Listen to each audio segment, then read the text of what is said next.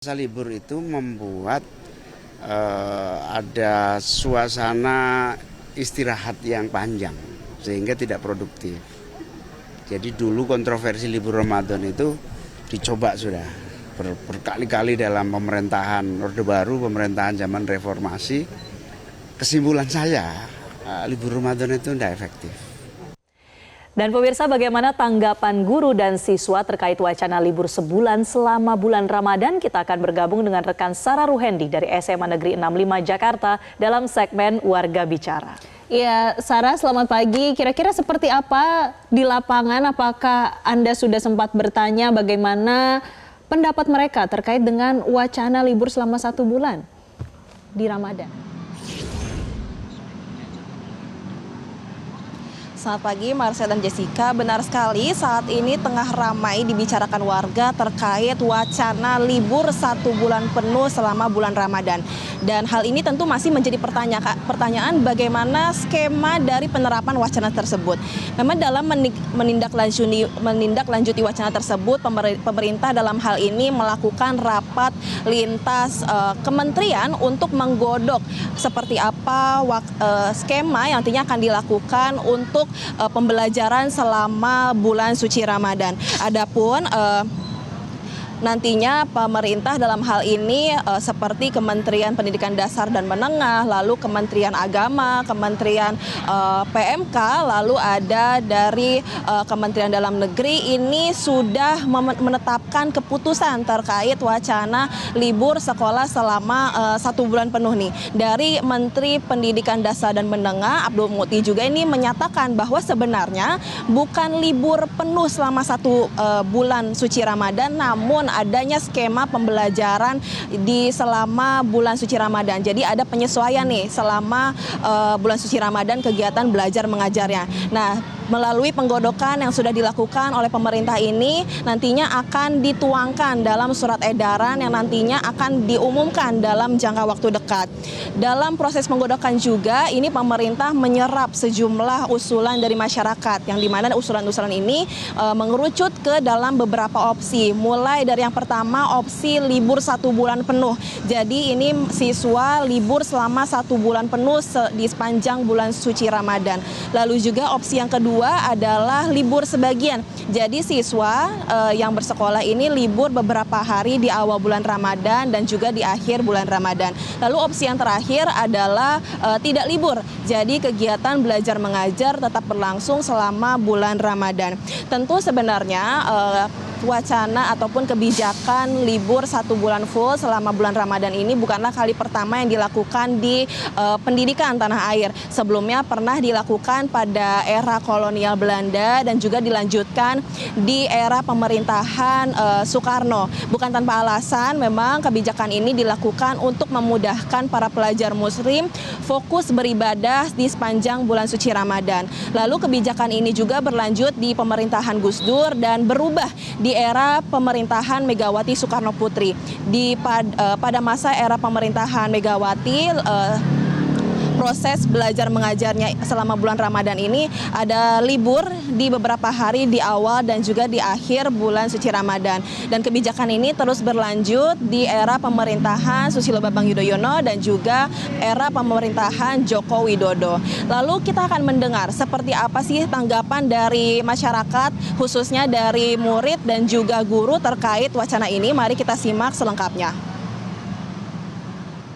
Udah dengar beberapa itu kalau katanya bakal ada libur selama bulan puasa itu 1 bulan gitu ya. Kalau kamu tanggapannya gimana? Setuju atau enggak? Kalau aku sebenarnya setuju aja kalau memang keputusan dari pemerintah itu mau ada diliburkan selama 1 bulan ya.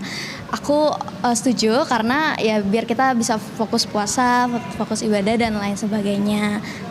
Tapi kalau memang mau nanti kebijakan dari pemerintah itu memang tetap sekolah tapi setengah hari, itu juga tidak apa-apa karena ya setengah hari harusnya bisa aja. Aku sih setuju-setuju aja karena dengan adanya libur, apalagi mayoritas Indonesia tuh kan muslim semua ya, jadi mereka bisa lebih fokus ibadah di rumah, terus kumpul sama keluarga juga biasanya kan. Sebenarnya kalau pengen libur sih, cuman kalau emang harus kita emang harus tetap menjalani pembelajaran, mungkin bisa pembelajaran jarak jauh atau PJJ, atau bisa juga masuk setengah hari. Jadi aku tidak setuju dikarenakan dengan adanya liburan Ramadan ini kan siswa-siswa jadi akan semakin kayak pembelajarannya tuh semakin tidak teratur gitu, dan akan ada terjadinya maraknya tawuran gitulah. Nah kan kalau puasa itu pembelajarannya emang setengah hari gitulah ya, tidak full.